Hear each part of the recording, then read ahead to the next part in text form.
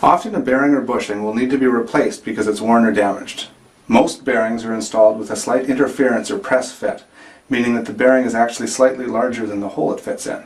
This holds them firmly, but it can make them quite difficult to replace, and if you're not careful you can easily damage the old casting that you're reusing or the new bearing that you're installing.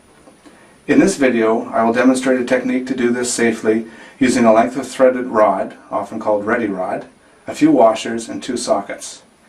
I'm going to press a steel needle bearing out of an aluminum casting and replace it with a new bearing. This part is from a motorcycle, but the same process can be used on the bearings found commonly in fittings throughout an aircraft.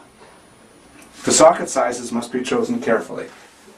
You need a small socket that will seat firmly on the outer race of the bearing you're going to replace, but not push inside and damage the bearings. The large socket needs to be large enough to accept the old bearing as it gets pressed out. In this case, the first step is to remove the rubber seals. These are just pressed in, and we don't need to be too careful with them because they're going to be thrown out and replaced with new.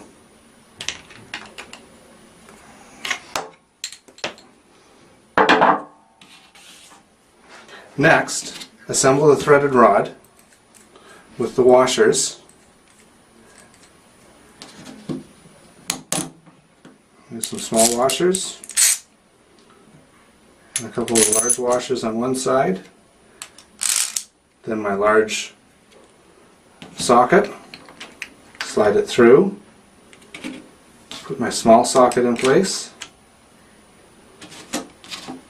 and then a couple of washers here. I'll use one large one, and that's a little too long.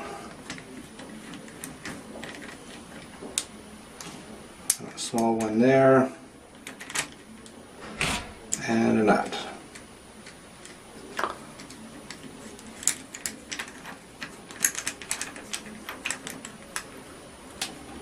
So make sure everything is nice and centered. I'll use those extra washers later. And then go ahead and just tighten up on the nuts. The tension is going to come up, and then once the bearing starts to break free, it should slide smoothly, and you can see that small socket is getting sucked inside as it presses the bearing out of the casting. And you can feel the bearing is almost out. The tension is coming off as the bearing gets pushed into the bigger socket.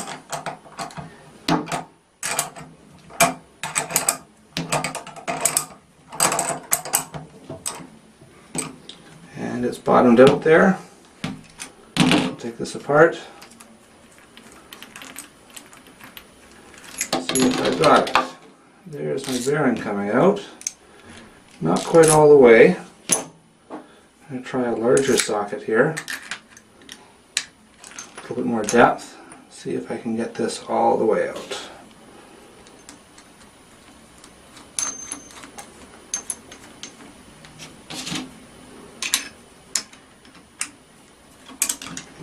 There we go.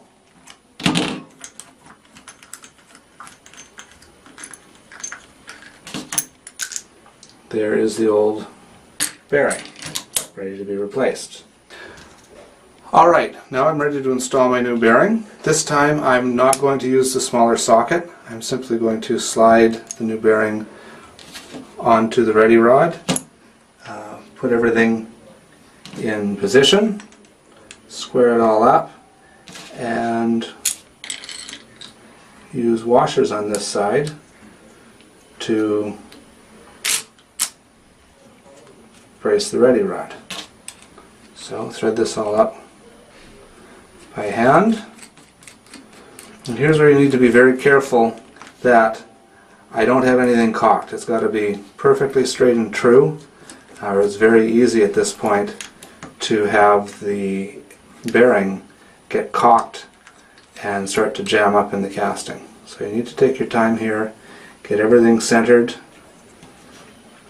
and just be very aware when you're putting it together that very certain that everything is sliding in nice and straight. This is off just a little bit. When I'm sure I've got it,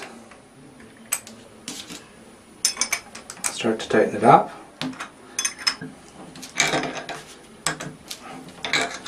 Alright, in this case I'm a little limited because the bearing needs to sit deep inside the casting, centered, and with the washers I can only get it to flush.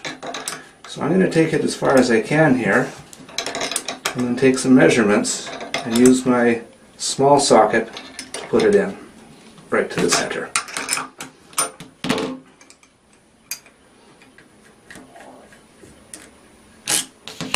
So for this, I'm going to use my calipers and the depth gauge portion to measure how far in the bearing is sitting.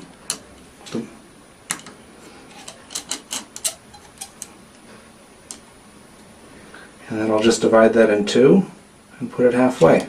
So in this case, I'm sitting about 320 thousandths of an inch in on the one side. So I'm going to divide that in two, and I want 160 thou of clearance either side. Okay, to make things a little bit easier, I've taken my small socket and marked it off with a piece of tape, very close to the correct depth. Now we'll go ahead and set that up in position.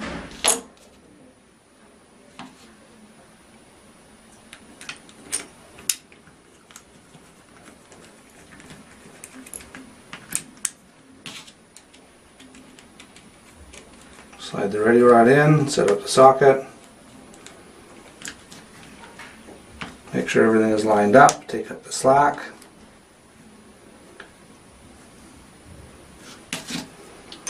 and then I will just go ahead and wind this in until my tape lines up with the casting. And that should be very close to the right depth.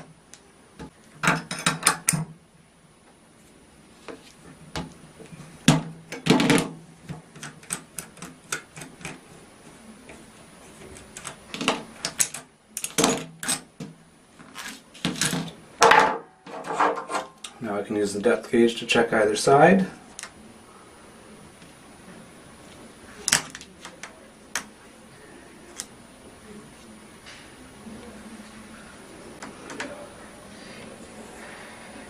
And I can get really close with this. So the last step is to just put the new rubber lip seals back in, and they just pop in. Make sure you put them in the right way. And there we go. Bearing is replaced and the part is ready to go back into service.